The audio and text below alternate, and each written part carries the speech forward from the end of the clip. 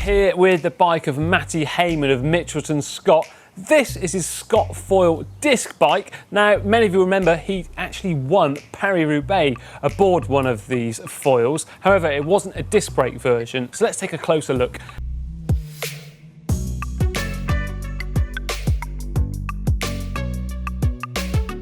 Now Hayman, he stands at 1.90 m tall, which is 6'3" in imperial measurements. He's opted for a size extra large frame, which is roughly about a 58 centimetre.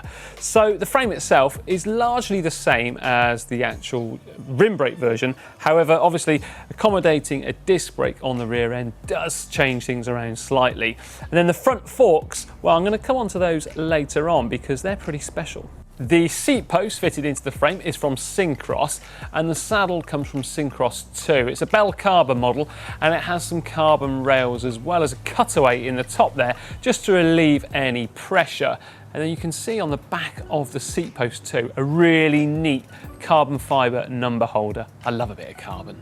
Now it's got a one-piece integrated handlebar and stem, and that comes from Syncros too. The stem, well, it's 14 centimetres in length, and the bars surprisingly narrow at 40 centimetres, especially for a guy of Hayman's size. So there we are, he is going to get truly aero using these handlebars.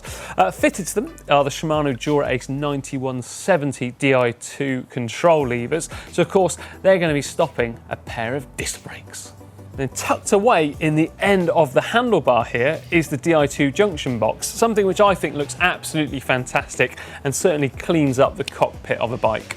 And the Di2 cable is connected to the hydraulic brake hose here using some of that ever reliable mechanic's favourite heat shrink tubing. The handlebars, well, they're wrapped in some of Syncros's super sticky handlebar tape. There's also, just poking out from underneath it, some sprint shifters there on the drops, and then finally topped off with a Garmin mounted on top of the stem. Brake calipers, well, as I've discussed already, they are disc brakes. So these are the Shimano Dura Ace 9100 range. Now, they are stopping a pair of disc rotors of 160 on the front and 140mm on the rear, mounted onto the centre of the hubs of these beautiful Shimano C60 wheels. And what's on top of them? Well, we've got the brand new Pirelli P0 Velo tubular tyres. Now, Mitchelton Scott are actually probably one of the first teams that I can think of who changed before a Grand Tour onto a brand new set of tyres. Well, in fact, a different tyre sponsor totally. So there we are. That is something trivia for those of you at home. Derailleurs, well, they are Shimano Dura Ace 9150 Di2 units, both front and rear. The rear one is mounted using this special derailleur hanger, so it's a direct mount. So on these new models of Shimano rear derailleurs, they actually come with an extra pivot there, which you can remove and mount straight onto a different style of Mech hanger. Essentially, it's going to give you slightly shifter and smoother and more accurate gear shifting, as well as actually having the Mech just a little bit further back and tucked out of the way when it comes to a fast wheel change. Rear cassette, 11:28 ratios, and then chainring size, well, Hayman, he is opting for 53/39 with 175mm Dura Ace cranks. Let's have a listen then to the Shimano Dura Ace 9170 rear hub.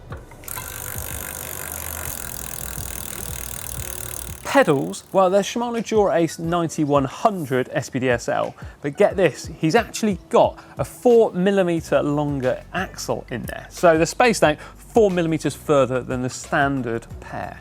Well, let's talk about those forks then, shall we? They are super aero looking. At the bottom, just near the dropouts, they have like a tail or a fin pointing backwards to help with actual wind reduction or cheating aerodynamics, that kind of thing. And then on the non-drive side, covering, or kind of partially covering anyway, the actual caliper of the disc brake is an extended bit of carbon fibre. And I think that really does look good. It's almost integrated, in fact. Beautiful. We've got some Elite Cannibal XC bottle cages, and also just down there on the seat tube, just above the bottom bracket, is in fact an integrated chain catcher. So in the unfortunate incident of the chain dislodging, it's going to be kept there and out of harm's way. What about those measurements then? Because Hayman, he's a pretty big guy. Well, the measurement from the top of the saddle to the centre of the bottom bracket is 82 centimetres. And then the tip of the saddle to the centre of the bars, 65 centimetres. That's a big reach. And then the drop from the saddle to the handlebars, that's 13 centimetres. And the weight of the bike comes in at 7.65 kilos. Now, let me know what you think of Mathew Hayman's Scott foil disc brake down there in the comment section down below. I think it's a really nice looking bike. But as ever, I want to know what you think of it, so make sure you let me know. Now, do remember as well to like and share this video with your friends. Tell everyone all about it. And also remember to check out the GCN shop at shop.globalcyclingnetwork.com, where we have a whole heap of products. And now, for another great pro bike, click just down here.